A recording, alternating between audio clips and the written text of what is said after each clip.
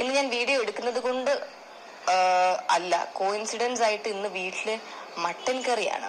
നമ്മുടെ വീട്ടിൽ മട്ടൻ ഒന്നും അങ്ങനെ വെക്കാറേയില്ല, വളരെ റയർ ആയിട്ടുള്ളൂ. കറക്റ്റ് ഇന്ന് ഞാൻ വീഡിയോ എടുക്കുന്ന ദിവസം മട്ടനാണ്. എന്റെ ഭാഗ്യം തന്നെ പറയാം.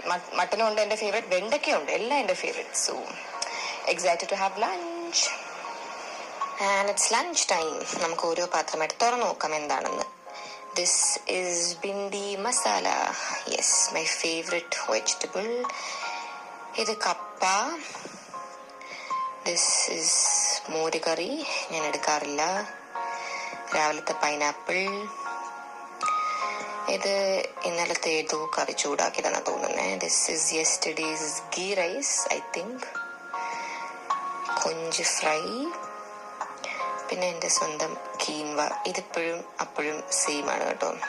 പിന്നെ ഇന്നത്തെ ഹീറോ മട്ടൻ കറി. യം.